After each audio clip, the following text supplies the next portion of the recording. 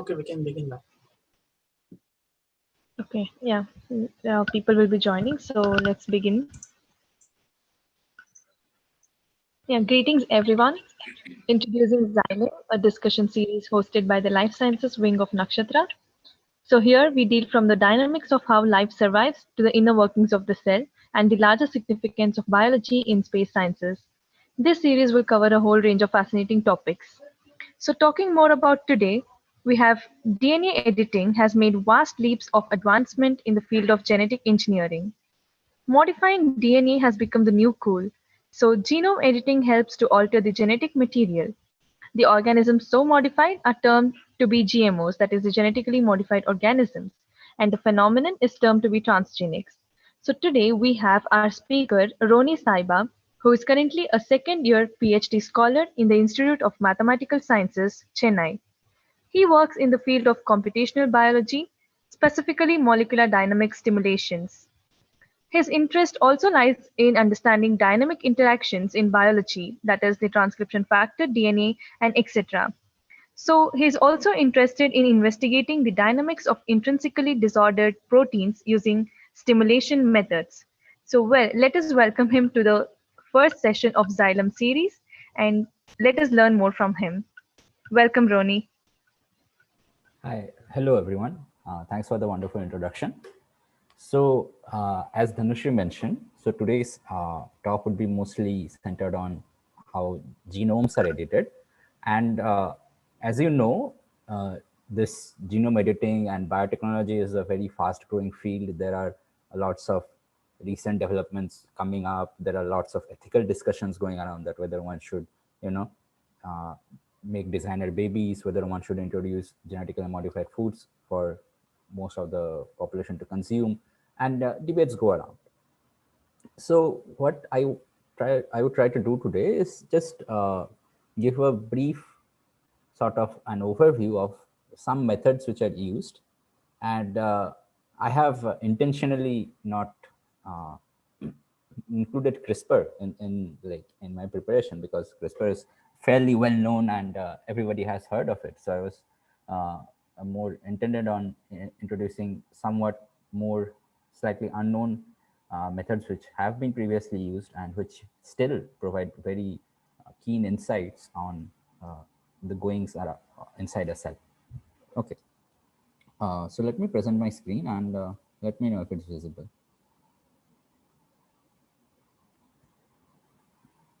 Yeah, so my screen is showing, right? Yes. Yeah, thank you. So firstly, we would begin with something called restriction digestion. And hopefully you have heard of it. If not, then restriction digestion is actually sort of a bacterial defense mechanism and like CRISPR actually. So CRISPR is also bacterial defense mechanism. So we can see that borrowing from bacteria is a staple theme for most of these experimental methods which are used.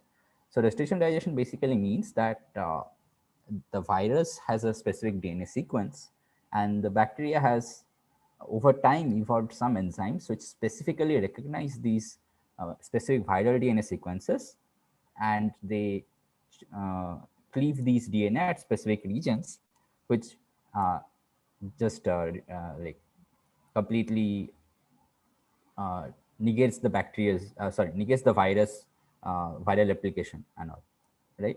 So this I have shown Werner Arber here.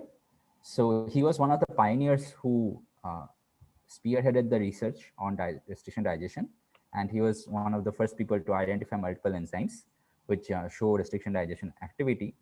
And so here is a small example of how a restriction digestion enzyme mostly looks.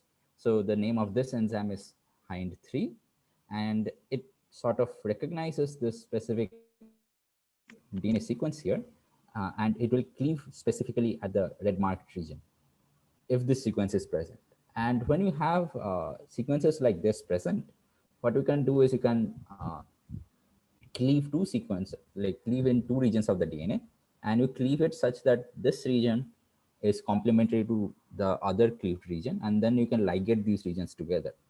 So what this allows you to do is sort of like cut DNA at places where you like at places on your will, and then ligate them back, which allows you to sort of play around with plasmids and all. So, for example, let's say we have a DNA sequence here, and what you do is this is some specific gene which is of your interest. So I will write this as gene of interest, and this is like some generic 5' to 3' DNA sequence. What you do is you cleave here in these two sites. So let's name this site 1 and site 2, and you do similar cleavages here, which will be complementary to site 1. So I'll write that as 1', and this is 2'. So what you basically have to do now is you make this cleavage here, and then depending on the DNA length, you can run a gel, right? And you can isolate all these separate fragments, incubate them together. And since these are these 1' and 1 are complementary to each other, they would annihilate solution. And then you just have to use ligase to complete the whole DNA sequence, right? Was I clear? Any doubts? Please feel free to stop me and ask. Okay, so since there are no questions, I hope I was clear enough. And now what you can do like this is that you can, using plasmids, you can like clone whatever gene you want, put it in a plasmid of your choice, and then you can start putting this plasmid in an animal, right? Animal as in like in some unicellular animal. It can be a bacteria, it can be a primitive eukaryote like yeast. So the idea which I would then like to introduce to you is something called a yeast two-factor hybrid system. So let me just write it down. So yeast 2 hybrid. Okay. So the idea for a yeast 2 hybrid goes something like this. So you have a region on the DNA, which is like this. And generally, for like transcription to begin, you need some polymerase to come and sit on the promoter region, right? But polymerase by itself does not recognize DNA that well. It needs other markers, which are transcription factors. So generally what happens is transcription factors will come and bind to some region which is known as upstream, because it's 5' to the promoter, upstream activating sequence. And what we'll have is something of this sort. You will have a transcription factor which has a DNA binding domain. Let's write this as binding domain. And then you will have an activator domain of the same transcription factor. Let's write it as AD. And then this AD, in conjunction with multiple other proteins, can recruit the polymerase here. Okay. This is generally how transcription works on a molecular scale. But the beautiful thing about these transcription factors are that what you can do is you can show that the activation domain and the binding domain are actually modular, which means that in the absence of activation domain, the binding domain will still come and bind to this upstream activating sequence. And in the absence of binding domain, if we can somehow bring the activating domain close to this promoter region, it's going to start bringing polymerase to this region. So scientists came upon this very, very brilliant idea. So what they did was, now you take two plasmids. So you have plasmid 1 and you have plasmid 2. In plasmid 1, you have here the binding domain of the transcription factor, but along with it, you attach a protein of your choice. Okay. Let's name it P1. And on the other plasmid, you add the activator domain, and then you add here your other protein of choice, P2, let's say. Okay. So now let's suppose this entire assembly looks something like this in solution. So you have a binding domain coupled with P1 protein, and then you have a activator domain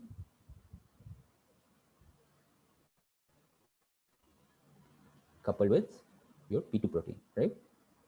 Am I clear till now? Any questions? Okay. Yeah, it's Huh.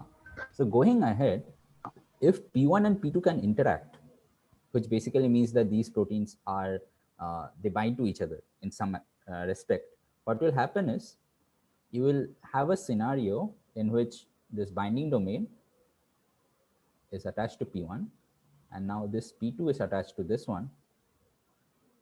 And overall, the the binding between P1 and P2 is going to bring the binding domain and the activating domain in more or less the positions they need to recruit this polymerase.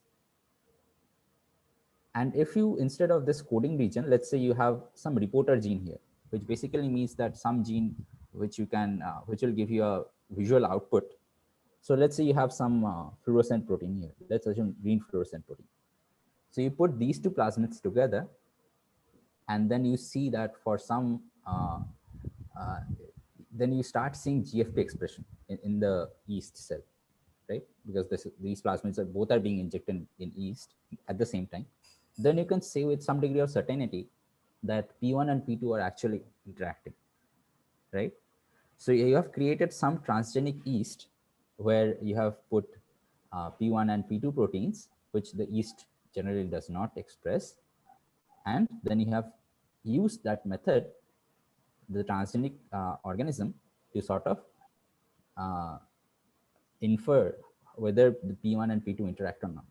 So this is just like very basic yeast to hybrid systems. If you are interested, you can look at more complicated assays which can be done. So there are 2 hybrids, 3 hybrids, and much more variations. You can look at DNA protein interactions like this. You can look at protein protein interactions and all sorts of stuff. Okay.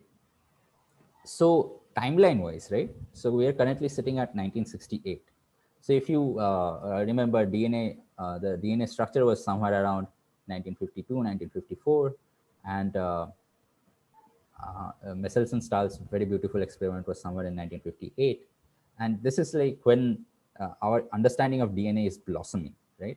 So this was a very critical part of trying to make sense of what each gene does, what each protein does.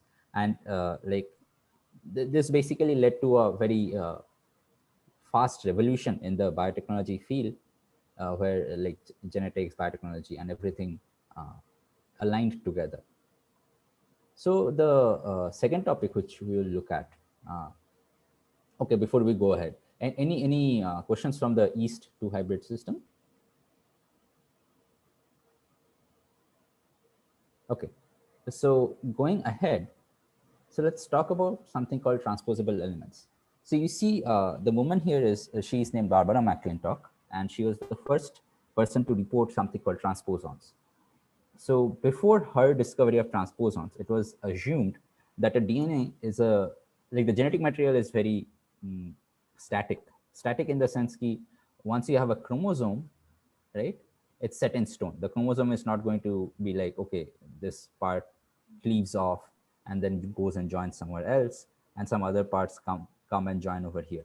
So it was mostly assumed that once you have, let's say, an organism like this, and its chromosomes, if you look at some point of time and they look this length, however long you observe, these lengths won't change, which basically means that, that there are no chromosomal dislocations, right?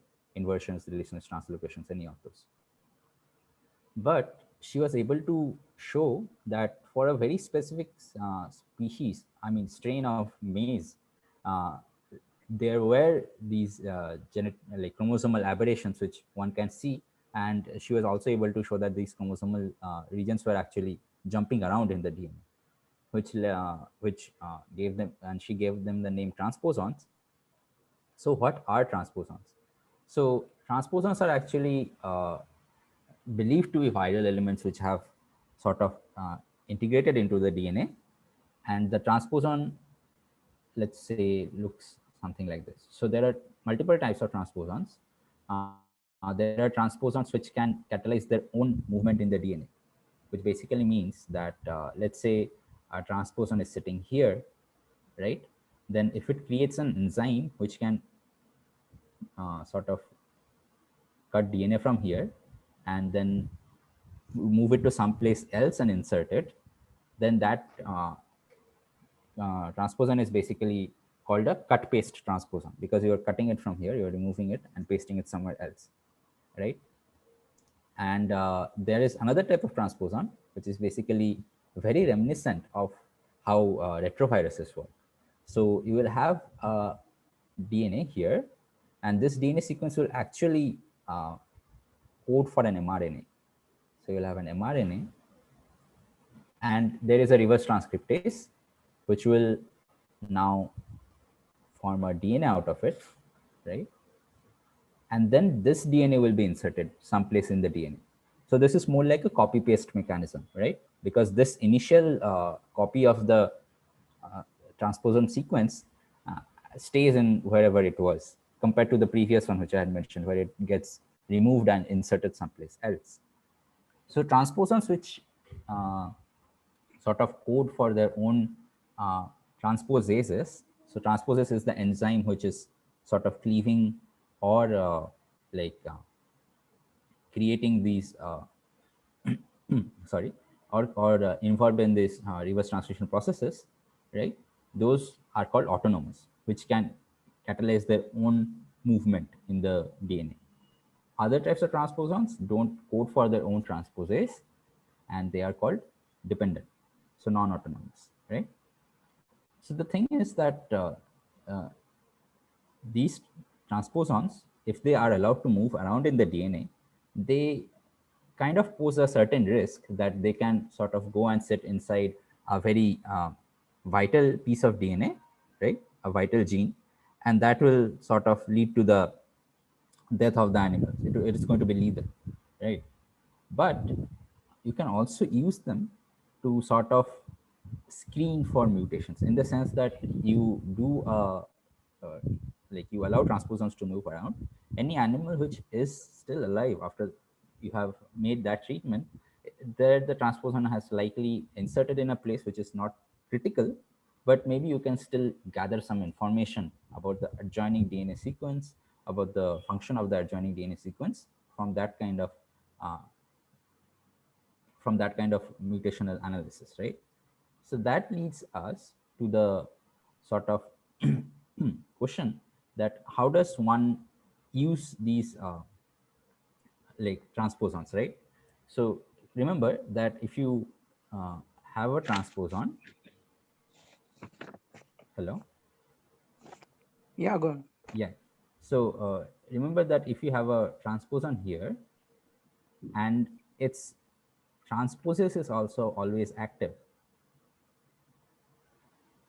then this transposon is always going to move around and insert in multiple regions in the DNA. So that is going to be risky, right? Because then your experiment sort of it's very difficult to control. So generally what is done in these cases is that you will try to create transgenic animals such that one animal carries the transposon sequence, and then there is another set of animals which actually carry this gene, the gene for transposase. And only in animals in which these two are present simultaneously, in those animals you will start seeing the mutation start to happen.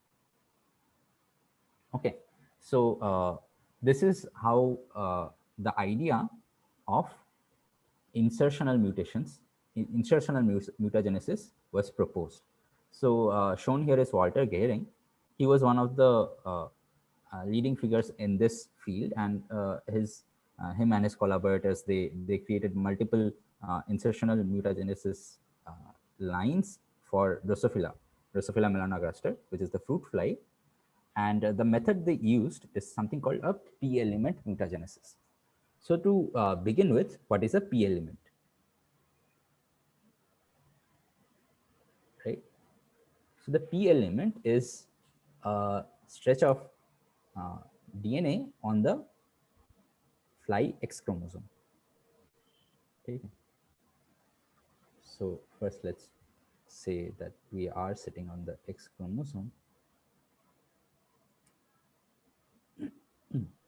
and it contains its own transposase, and it also contains, so let's draw it like this.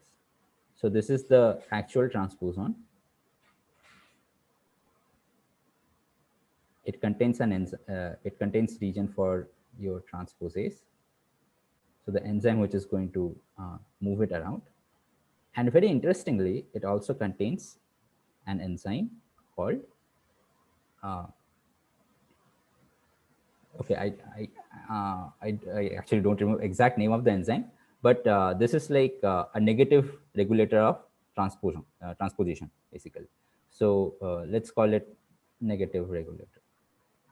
So in presence of this protein, transposase is not going to work. So this transposon is not going to move around. Okay. So now what you want to do is you want to use this this machinery to sort of create a scenario in which insertional mutagenesis happen, right? So interestingly, what you can do is you can create flies in which you can copy only this portion of the DNA, the transposon, and you can create flies in which only this transposase is there. Okay, transposase and the negative regulator together. But okay, so these two fly strains, if you keep them separately, as I mentioned earlier, there is no insertional mutagenesis going on, right? So now let's say we take flies which are which carry the transposase and the negative regulator.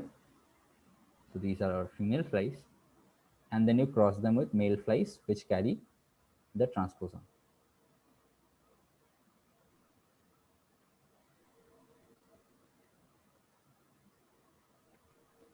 So what you will get is a male fly, right? In the progeny, you will get two types of flies. So remember, these are sitting on the X chromosomes. This sits on the X chromosome, and this is also sitting on the X chromosome. So in flies, male flies can be either XY or X naught. Okay. So what you can have here is, then you will have in the progeny some flies which have all three of these combined, right? Transposon, transposase, and the negative regulator. But if it's a male fly, then so a female fly which has these will have two copies of the negative regulator, right? So it will be XX, and it will have two of these. A male fly, which is XY, will have only one copy of the negative regulator, which means the negative regulator is less in amount. So in those flies, actually, you can have some sort of insertional mutagenesis taking place. And it will be like not too much. It's not going to insert all over the DNA because there is some of the negative regulator present. So that actually helps your experimental design, right? So was this part clear? Any questions till here? Okay. So in that case, since there are no questions, now what this allows you to do is there is a very interesting thing called enhancer trapping. Okay. So let me just write it down here. Enhancer trapping, let's just call it enhancer trap. So this is the way it works. So you have the transposable DNA sequence, right? So what makes it transposable is a question which you want to ask, because if you can identify that, okay, this is my so if you can identify that this is my transposable DNA sequence, and this is the place where the DNA is being cleaved, and transposase sort of recognizes this. So let's call these ID sites, okay, identification sites. So it doesn't matter what DNA is sitting inside, right? If the identification sites are there, the transposase is always going to cleave and take that part of the DNA out. So what you can do is you can sort of put specific DNA of your choice in this region. Okay. So let's say we put a promoter here, promoter sequence, and some marker which we can look at. So let's say we have put a green fluorescent protein, right? And then what we do is we let transposition happen. We cross these flies, we allow these flies to mate, and then we look at these males which have, that's very good. Now, so these males will basically can have a scenario in which, so first, you are all familiar with the idea of enhancers, right? If someone is not familiar, please let me know. So enhancers are basically regions of the DNA to which proteins can bind, and these can regulate expression of other promoters. And an interesting fact is that your enhancers can act even when they are very far away from the promoters. So let's say that this enhancer, ENH, and this was some normal default gene which was sitting here, right? And then your insertional mutagenesis has happened someplace downstream of the default gene. And what will happen is that, let's say this enhancer can activate this portion of this default gene, but since this is inserted here, maybe this also activates this gene. And if it does so, then you will start seeing green fluorescent protein in the fly. Depending on when you start seeing it, you can get an idea of when this enhancer is actually active. Do you get the idea? Was this part clear? And any questions? Can you just brief that part again? Okay, so let me delete this and I'll start from the beginning. Okay, so this part was sort of understandable, right? That we have the transposase identification sites. What we have done is we have put some DNA which we have designed and which is required for our experiment, and that DNA is actually, we have some promoter and then some reporter gene, which in this case is the green fluorescent protein. And what we have done is, let's say the default DNA sequence went something like this. You had an enhancer block. So this is your enhancer and the normal whatever gene was sitting here. So this is your, let's say, default one gene. What has happened is your transposase has now inserted the gene of our choice, right? Or this part of the whatever construct we had generated. So GFP, right? And then it's again flanked by some ID set. So if this enhancer is able to activate this promoter, and it was by default activating this promoter as well. So if this enhancer activates this promoter, we sort of get an idea of when this enhancer is active. So enhancers can be active and inactive depending on during the embryonic development phase. So during some phases, some enhancers will be active, and that will lead to a different type of gene expression. And after they have been inactivated, it will lead to a different sort of different profile of gene expression. So using this sort of an enhancer trap idea, where you have inserted the, not you have, where this actually randomly inserts wherever in the DNA it wants. So by luck, let's say you have struck a situation in which your construct is downstream to some enhancer, and it's expressed when this enhancer is also active. So you will see GFP in the fly. So let's say a fly embryo looks like this, right? And during embryonic development, let's say you start seeing these bands when the fly is developing, right? So you have some idea that, okay, these are maybe from the fly gap genes. It has inserted downstream to some gap gene enhancer.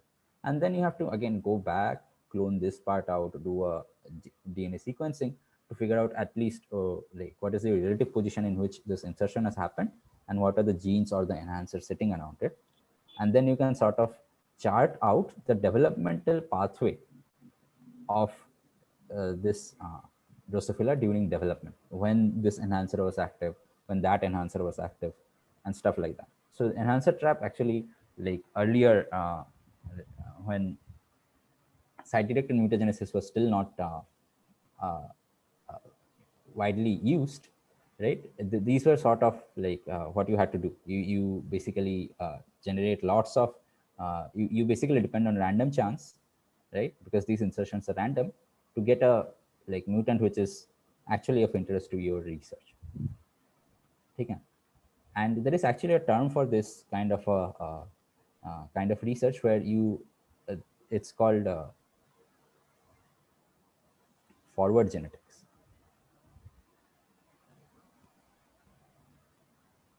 Okay. Which basically means you first do the mutagenesis. You either feed the an organism some drug, or you shine UV radiation on it, or whatever other mutagenesis methods you have, and then you gather lots of mutants. And then in those mutants you have, you sort of figure out, this mutant looks very interesting, and then you start to pinpoint what that mutant is actually doing. Okay, so forward genetics is basically mutagenesis first, and then you gradually go and figure out what gene you were working with. You don't have prior information of what is your gene. The other is reverse genetics, which currently is more widely used, right? So in reverse genetics, you start with an idea key. This is the gene I'm interested in. And what has allowed this actually? So all these genome projects which happen, right? Where now the genome for multiple animals are already known, humans, some, most primates, right? So that allows you to sort of look at, oh, this gene, it's still not known what this gene does. So this is my gene of interest. And then there are so many techniques present nowadays, including CRISPR and all. So you can make any mutation on this gene and then put this gene back inside the animal. And then you can ask, okay, given that this modified gene is now present in the animal, what kind of uh, phenotype change am I seeing? So you generate the mutation before even like the experiment has begun, right? So you start with the idea like, this is the gene of my choice, and then you mutate the gene, put it back, instead of mutating and then getting the gene. So that is called a reverse genetics. So this is more common now. This was more common previously.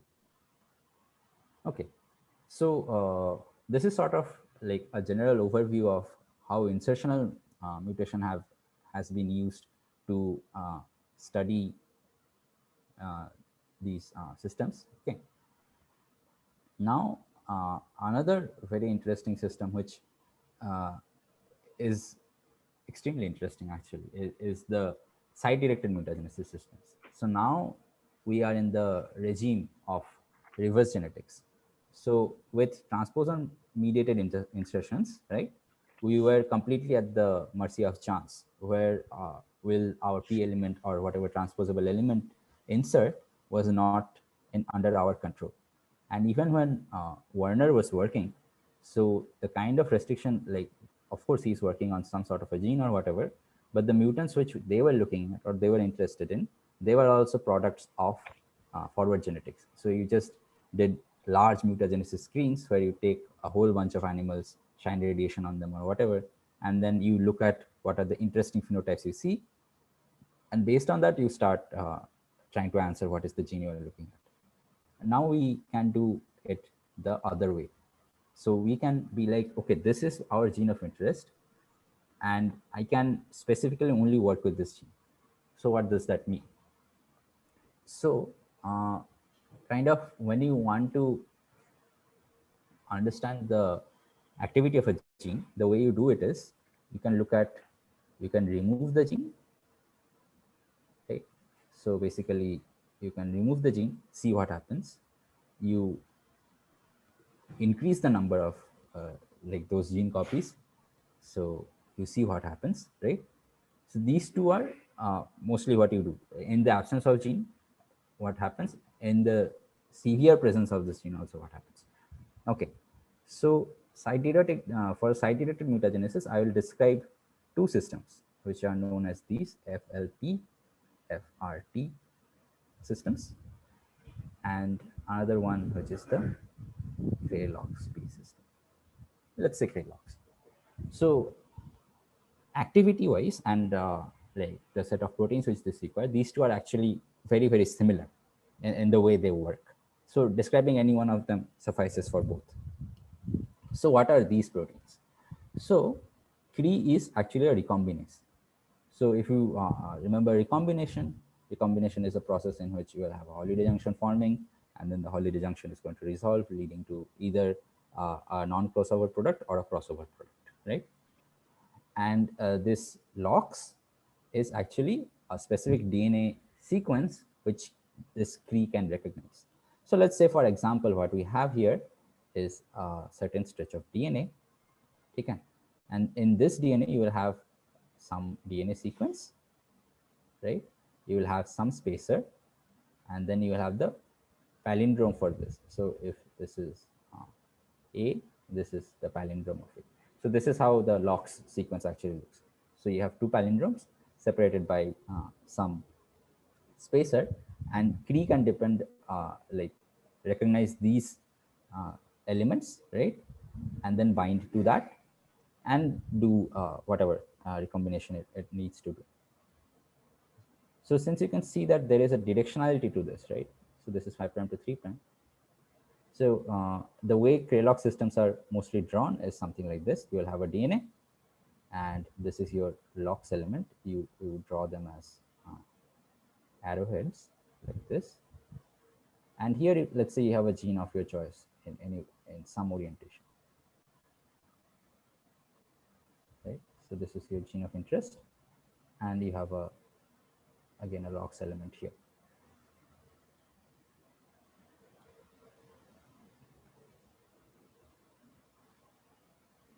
Okay.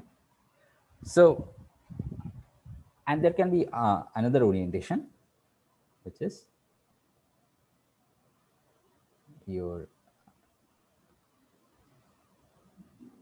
gene of interest, and here the triangle is actually facing inwards instead of outwards, right?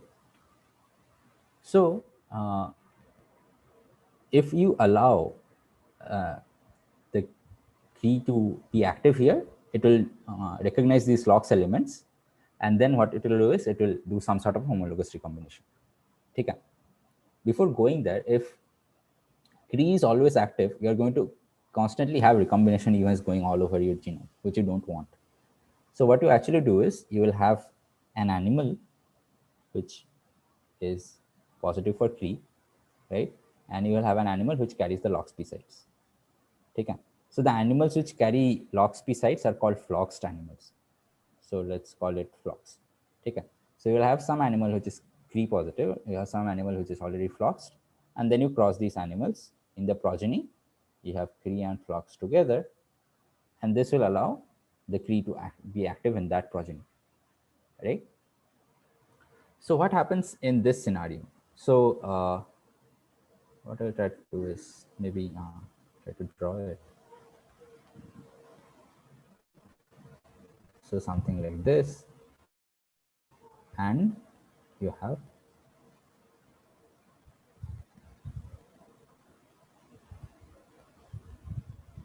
just give me some time to draw this out.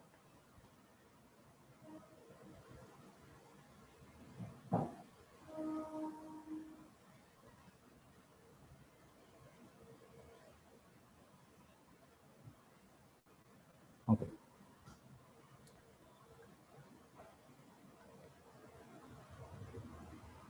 So together, these two blocks together actually are the LOXP arrow. Okay. So I'm not drawing the arrow here because it will be too messy. So our gene of interest was aligned something like this. It's in this direction. Okay.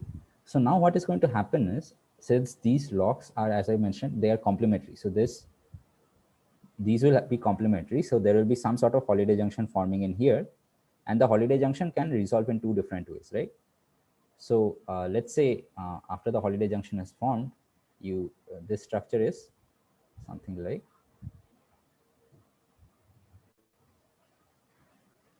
So now all the blocks have sort of a connection because they have formed a holiday junction. And there is a connection here. So either they can resolve horizontally or it can resolve vertically, right? So if they resolve horizontally, it gives us back the same this configuration. But if they resolve vertically, what is going to happen is so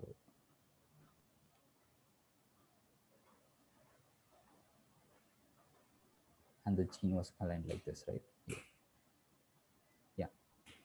So this part gets connected with this part, and this continues as the DNA. So we will have one block which looks like this, right?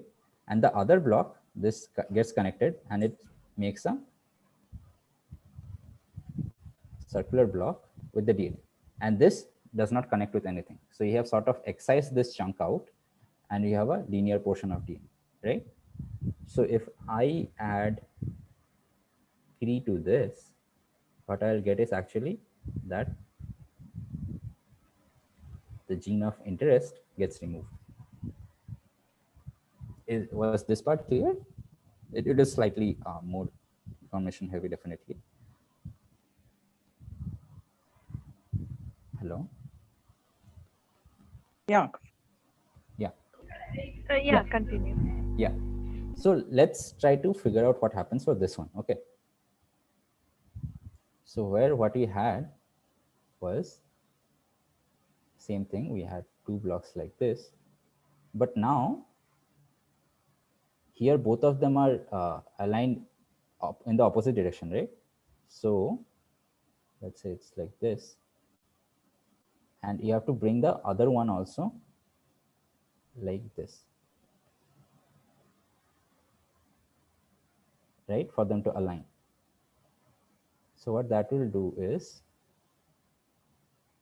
you have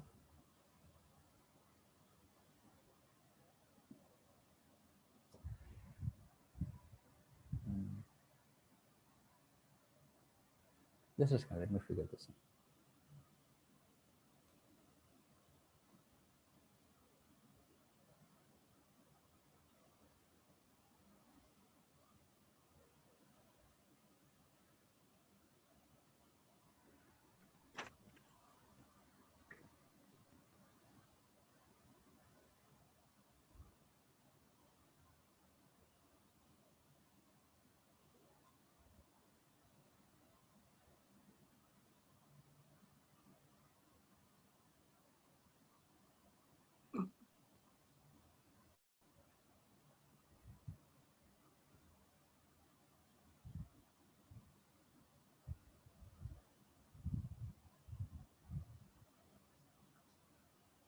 Is my browser screen showing this one, this different figure? No, right? No. Okay. Okay, no problem. So what we had was something like this, right? So let's draw it back again here. So we had this followed by this, and we had some gene of our interest, and like this.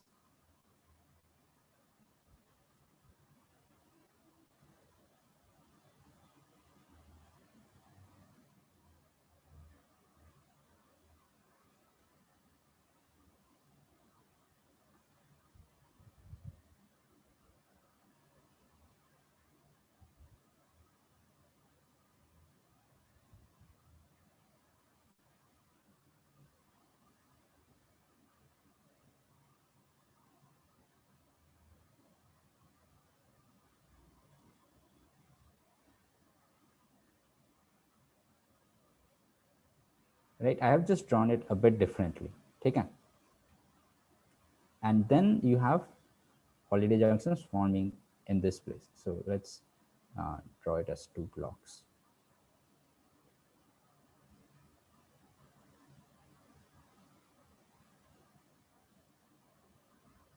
Okay.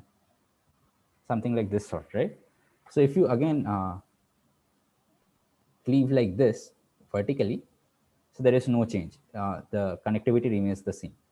But now let's say we cleave it horizontally, which basically means that this one and this one get connected, and this one and this one gets connected, right?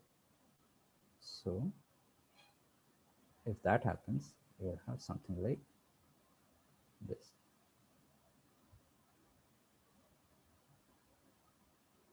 Right? And when you unfurl this, so you will see that this was actually when he had made this, so this has changed direction. The arrow, if you make it linear, so it was pointing this way, and now it's actually, sorry, pointing this way. So your gene of interest has reversed direction.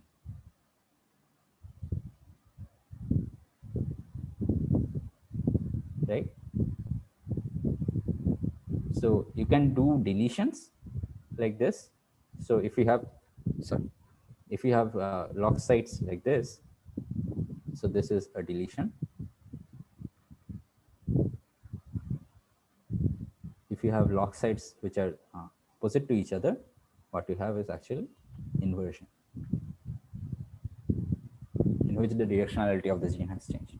And if you think about it, let's say there was some promoter sitting here, right? And that promoter, when the gene was properly aligned, led to expression of whatever your gene of interest is. But when your gene of interest gets reversed, that promoter now doesn't work, right? Because this gene does not get expressed. Something else gets expressed. Like, do you understand what I'm saying? Yeah. Yeah. Yes, So yes. that basically means that you can either remove a gene completely, or you can switch Can gene. add. Sorry. No, carry on. Huh. So you can either remove the gene completely, or you can sort of switch it on or off, depending on when you activate the Cree gene, right? So what I was Yes. saying here was you have the Cree, like in some animal, right? You can also make this Cree gene inducible, in the sense that you feed the animal with some chemical, and only then Cree starts getting expressed. So what you do is, okay, when you want this gene of interest to be active, you treat the animal with some chemical, this reverses direction, it becomes active. After some time, you don't want it to be active anymore, you again feed it with some chemical where the tree gets active again, and then you just turn it off, right? So you can have like you can sort of pattern gene expression to your liking, right? And there is another orientation of this same trilogs, where when if they are in trans orientation like this, so basically if they are on two different chromosomes, two different strands of DNA like this, they can change DNA strands. But okay, I mean that's more or less like homologous recombination only, so I have not mentioned that. But overall, the FLPFRT system works exactly like this. The FLPFRT has a similar polarity. If you have them pointing in the same direction, you will get deletion. If you point them in opposite directions, you will get this switching on and off of genes, because they are the same thing. They belong to the same classes of recombination enzymes, right? Recombinases. So now let's say you want this to be more precise. You want flipping to happen only a few number of times. Okay. So there is this very interesting thing you can do uh, where you have something called a flex switch, FLEX switch. Okay. So what this allows you to do is you will have, sorry,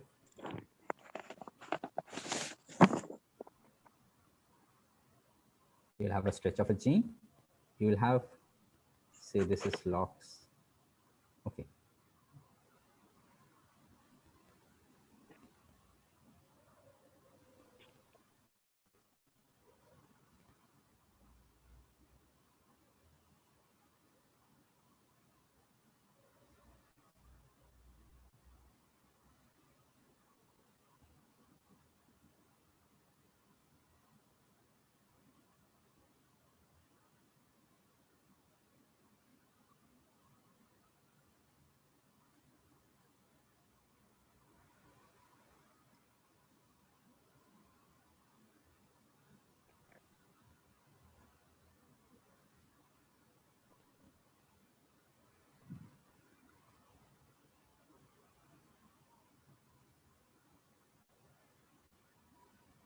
something like this.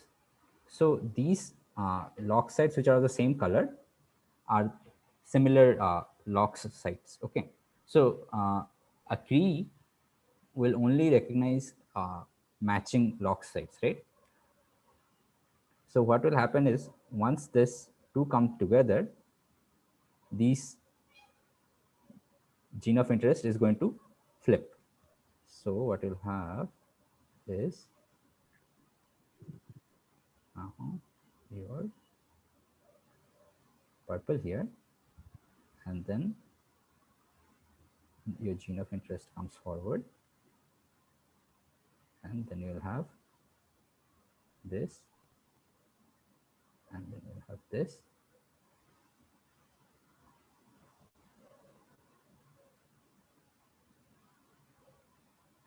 then this. So this one is purple, this one is purple,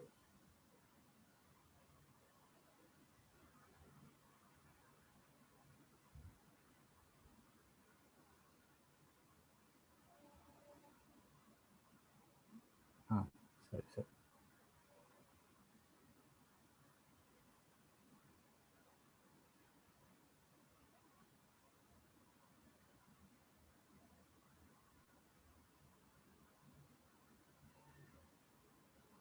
And this one is orange. Okay, so basically this part inside has flipped, right, which you had discussed earlier. So if it is like facing like this, then it gets flipped, and now what you have is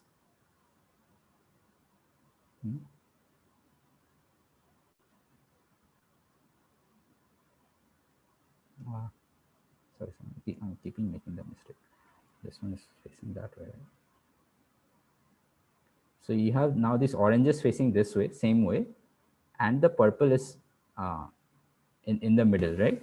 And since these two oranges are facing the same way, what will happen is this part gets excised out, and then you are left with just the purple, and then your gene of interest in some orientation, right? So let's say it was oriented like this, and this is oriented like this. And then you don't have any other LOXP site available. So there is going to be no more flipping around, right? Was this understandable? Hello? Yes. Yeah. So basically the idea is that you only get to, you make your system such that this flipping happens only once, right? Because the second time it tries to flip, by then this site has already been cleaved off, right? And using this very simple KLOX or FLPFRT systems, you can do beautiful neuroimaging. Okay, so this is the kind of idea there. So let's say you have a chunk of DNA, which goes like this, and then you will have something like this. So let's say this is some fluorescent protein, red fluorescent protein, and then you will have yellow fluorescent protein here.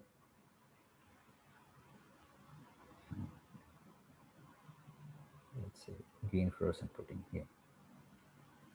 And you will choose these excision sites, right, such that this one can go. So these and these are complementary. You will have another one sitting here outside. So let's say this and this match, and then this and this match. Okay. So this one doesn't need this. And then what you can have is, you can have in some cases where none of these have gone out, where all three of them are expressed. You can have one where this red has gone out and the yellow and green is expressed. You can have one where red and yellow has gone out and only the green is expressed. So to write that up, so you can have R plus Y plus G, you can have Y plus G, and you can have only G, right? Nothing gets cut out. R is gone, so you have Y plus G, and then both R and Y are gone, and you have G. Yeah.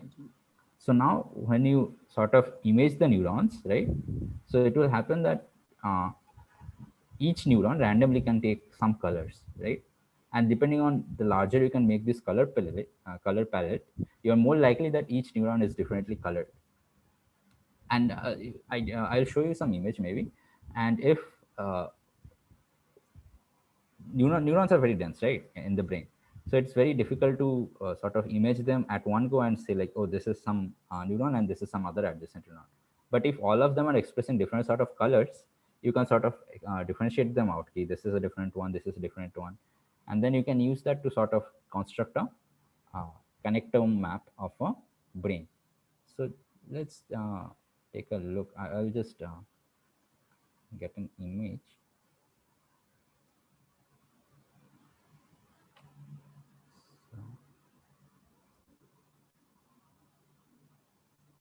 Is the image visible? Yeah. Yeah. Yes.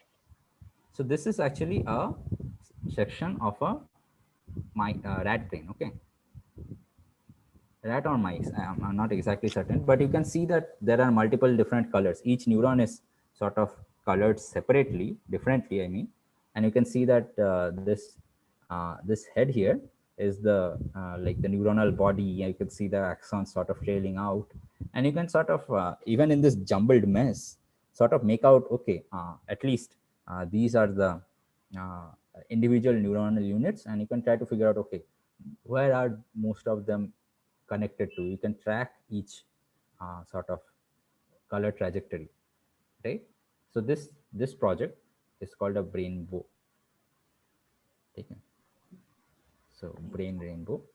So this is a brain bow. So brain bow mice. You also nowadays have something for the fly as well, Drosophila. So you have a fly bow. So both of them use this FLPFRT systems to sort of randomly cleave and generate these color palettes. Okay, and like this construct is the Brainbow 1 or Brainbow 0. I don't exactly recall. This is probably Brainbow 0. And then you have like if this is one, then you have the Brainbow 2 looks a tad bit more complicated. There are even more complicated versions, okay, which use multiple organizations of these repeat elements and the like fluorescent proteins to achieve a larger color palette. So here you have only 3 possible colors. In other rainbows, you have like more possible colors, let's say 7 or 6 or something like that, which allows you to have better resolution in your imaging. So yeah, this was the last part which I wanted to discuss, and I think we are mostly on time. I have taken an hour, so maybe we can, if someone has questions, we can discuss a bit, or uh, if Yeah, Roni, I have few questions. yeah. Can I go? Yeah, sure. Go ahead. Yeah, can you go for the second slide? Transposable elements. Okay, here. So transposable elements are nothing but jumping genes, right? They are jumping genes.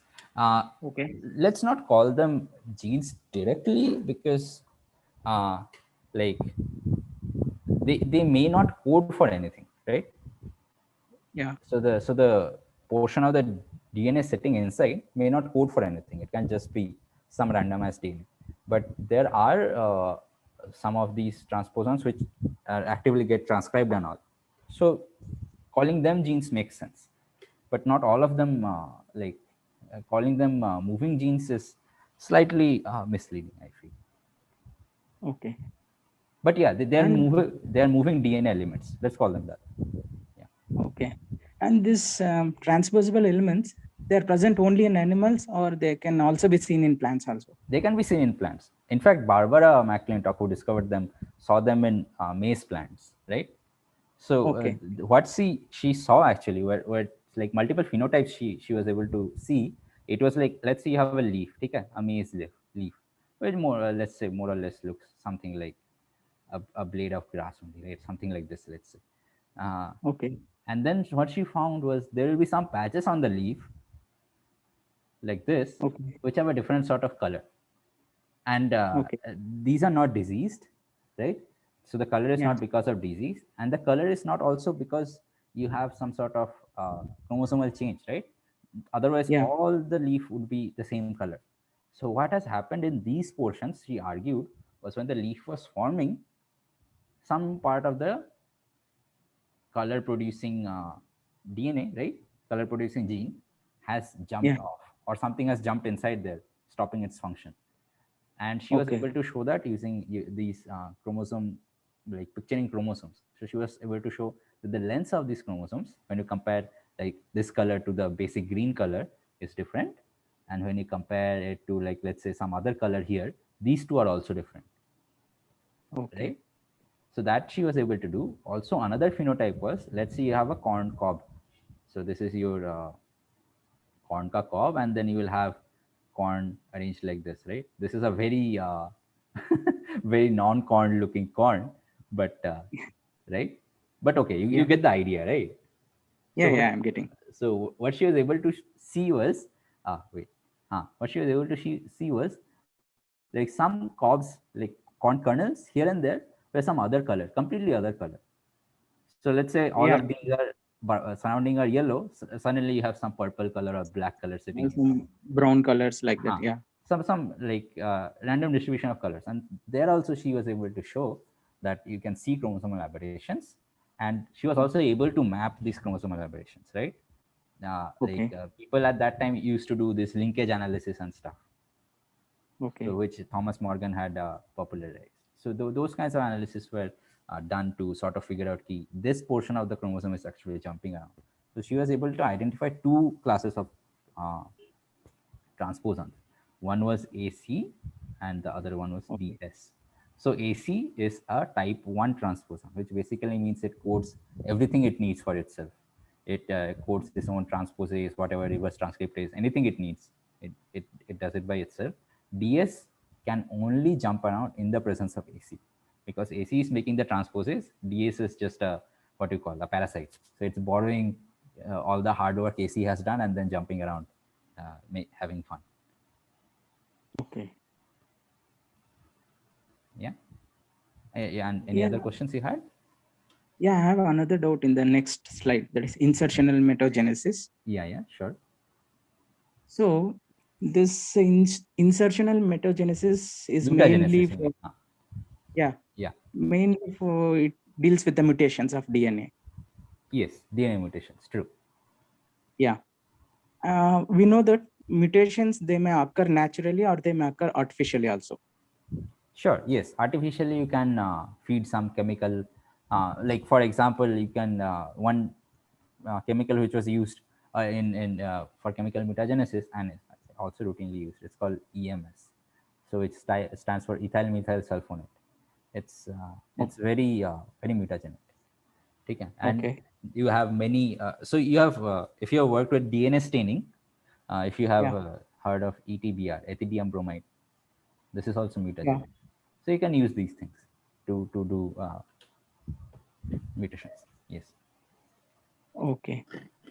And here, in case of artificial mutations, means we are going to add some base pairs, one or more base pairs we are going to add, and we are going to change the DNA sequence.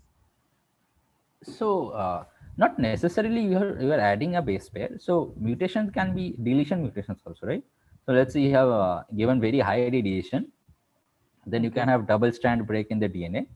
So Okay. like let's say this was your DNA, you have Yeah. some break like this, then this middle chunk can get lost, right? If this and Yeah. this parts bind to each other. So you will have this, and this poor guy gets just digested off because the cell is like, oh, what is this random DNA floating around? So you can have deletion mutants also. It's not always you are adding nucleotides, right? Okay. Hmm. So, as you told that deletion mutations also occurs. So when coming for natural mutations, in most of the natural mutation, I think so deletion mutations are going to take place. Actually, that I don't know. Like, I haven't read any research article which is like, we profiled all these mutations which have happened for this organism, and these are many like percentage wise. So this many percentage was nonsense mutation, missense mutation, this, that. I actually don't know. I'm not, I can't answer whether they can be, they are mostly deletion mutants or not. I actually don't know. Yeah. Okay, okay. Yeah, thank you. That's it. Yeah, yeah, sure, sure. And any other questions?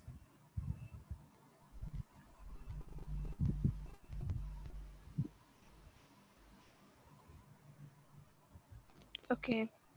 Seems like no more questions. I think yes. Today, Roni, we had a very insightful session. So basically, you dealt with the very nice and overview of how gene editing works, and because you already know that there is CRISPR-Cas9 technology already out there, and scientists and researchers have been working on various diseases, Yes. helping genome editing in various disease and agriculture aspects. But yes, going into depth, I mean, the scratch is actually very important. So I think we got a very good insightful session today by listening to your genome editing session. And yeah, so the ability to change the organism's DNA, I think you have really made it quite clear for us today. And thanks a lot for taking up the session, Roni. It was really No, no, insightful. it's also I enjoy these interactions. So my idea was actually to Yeah. sort of chart out the history. So I have arranged these things in ascending chronological order, right? So when like how people gradually like, and you can sort of imagine in the background, right? Sequencing is going on. Lots of sequencing data have come up, which allows us to now currently go and start site-directed mutagenesis. It allows us to do forward genetics. In the absence of any sequencing, like any breakthroughs in sequencing, we would still be doing some sort of forward genetics. We would just randomly throw mutagens, and then some poor PhD guy, some poor master student would sit and sift through like all these plates of bacteria or yeast or whatever, and like, oh, this colony looks different, so this can be a mutant which we want to study, right? Those Yeah. kinds of So things. that is the exact. Mm-hmm. So basically, they found the naturally occurring genome that was edited in the bacteria. So Yes. yeah, that was And from the many scratch, of right? these And things many of these things are actually Mm-hmm. borrowed from bacteria. So CRISPR is a from bacteria. So CRISPR is bacterial a what do you call it, immune system response kind of. The restriction digestion mechanism was a bacterial immune system response. There is another method of transfecting, like putting plasmids in trees. It's called a T plasmid, Mm-hmm. which basically some bacteria Okay. uses to insert their DNA into plants. So we Mm-hmm. have borrowed a lot of even your PCR ka polymerase is from no, that's some RTM, but okay. Uh, Lots of mechanisms, instruments we have borrowed, because nature has had so much time perfecting her workshop. We just have to borrow her tools. We can't make tools on our own as of yet. Yeah. True. So yeah, I think this is a great interest in actually helping mankind prevent the diseases, and Yes. working upon it for the betterment of mankind. I think this is one of the boon to mankind, I guess. And yeah, today it was really a very nice start for our Xylem series. And thanks a lot for joining, Ronnie. It was really good. Thank you again. Thank you. Yeah. Thank you. Yeah. And thank you all for joining, and hope to see you in the next coming weeks too. So we'll have a series of outreach events happening with the name of Xylem. And yeah, hope to see you all soon again there. So thank you all, and bye bye.